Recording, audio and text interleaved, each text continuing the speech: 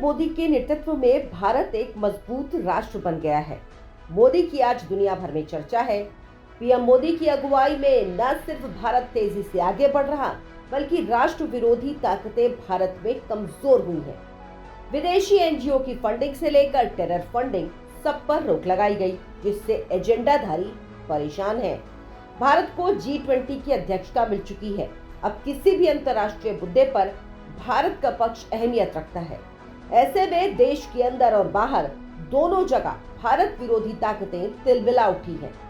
2024 में मोदी तीसरी बार पीएम न बने और अंतर्राष्ट्रीय स्तर पर मोदी की छवि को नुकसान पहुंचाने के लिए भारत विरोधी ताकतें एक के बाद एक चालें चल रही हैं। सिलसिलेवार तरीके से पीएम मोदी पर इन ताकतों ने हमला बोलना शुरू कर दिया। हथियार अलग अलग हैं, पर निशाना एक ही है, मोदी। बीबीसी डॉक्यूमेंट्री, उसके बाद हिडेनबर्ग रिपोर्ट आना, सब एक ही साजिश का हिस्सा है। जब इसका असर भी भारतीय लोकतंत्र और पीएम मोदी पर नजर नहीं आया, तब ये चेहरे खुलकर सामने आने लगे। अमेरिका के बिलियनियर कारोबारी जॉर्ज सोरोस ने पीएम मोदी पर बयान दिया। जॉर्ज सोरोस ने म्यूनिक सिक्योरिटी काउंसिल में कहा कि भारत लोकतांत्रिक देश है, लेकिन प्रधानमंत्री मोदी लोकतांत्रिक नहीं है। उनके तेजी से बड़ा नेता बनने की अहम वजह मुस्लिमों के साथ की गई हिंसा है। सोरोस ने यह भी कहा, स्टॉक मार्केट में अडानी के शेयर ताश के पत्तों की तरह बिखर गए। मोदी को इस पर जवाब देना होगा, जिससे सरकार पर उनकी पकड़ कमजोर होगी। मैं अनाड़ी हो सकता हूं, लेकिन मैं भारत में फिर से लोकतंत्र के आने की उम्मीद कर रहा हूं। सोरोस का मोदी को निशाना बनाना नया नहीं है। उन्होंने सीएए और 370 पर भी कुछ ऐसा ही बयान दिया था। सोरोस ने दोनों मौकों पर कहा था कि भारत हिंदू राष्ट्र बनने की तरफ बढ़ रहा है। दरअसल जॉर्ज सोरोस जैसे लोग भारत की लोकतांत्रिक प्रक्रिया में हस्तक्षेप करना चाहते हैं। ये लोग किसी भी देश की मजबूत नेतृत्व को कमजोर करने की कोशिश करते हैं, क्योंकि कमजोर सरकारें इनकी कठपुतली की तरह काम करती हैं। ये लोग अपने मंसूबे को पूरा करने के लिए कई तरह के हथकंडे अपनाते हैं।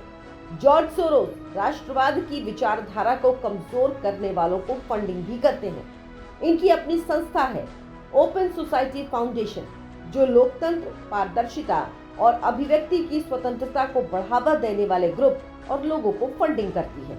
साफ है कौन से और कैसे ग्रुप और लोग इससे फंड पाते हैं। जॉर्ज सोरोस का इतिहास ये बताने के लिए काफी है कि सोरोस किस तरह के व्यक्ति हैं और क्यों पीएम मोदी उनके निशाने पर है। जॉर्ज सोरोस ने अब खुले रूप से ऐलान किया कि वो पीएम मोदी जैसे नेताओं को निशाना बनाने के लिए $1 बिलियन की फंडिंग करेंगे। जॉर्ज सोरोस ने कहा कि भारत हिंदू राष्ट्र बनने की ओर बढ़ रहा। 92 साल के जॉर्ज सोरोस दुनिया के सबसे अमीर लोगों में एक हैं। हंगरी की राजधानी बुडापेस्ट में 12 अगस्त 1930 को पैदा होने वाले सोरोस एक यहूदी है, जिस वजह से सेकेंड वर्ल्ड वॉर के समय उन्हें अपना देश हंगरी छोड़ना पड़ा।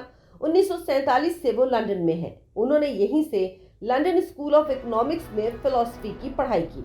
लेकिन सोरोस अब अमेरिका के नागरिक हैं, करेंसी बाजार में कारोबार करते हैं। इसके अलावा स्टॉक्स के बड़े निवेशक हैं।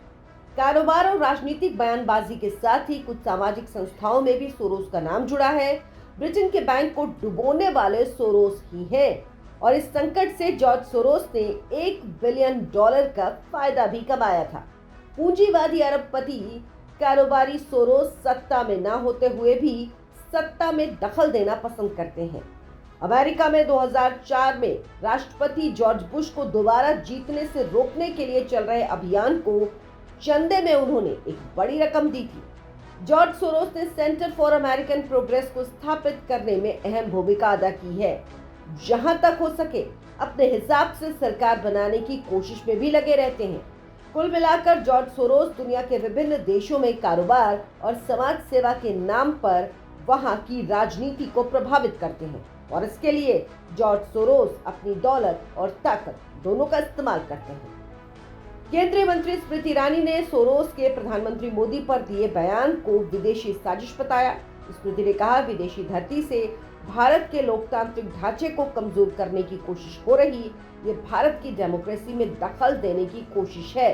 उधर कांग्रेस ने भी जॉर्ज सोरोस के बयान की निंदा की है। आपसे गुजारिश है हमारे चैनल को सब्सक्राइब करें, वीडियो को लाइक करें, शेयर करें। धन्यवाद।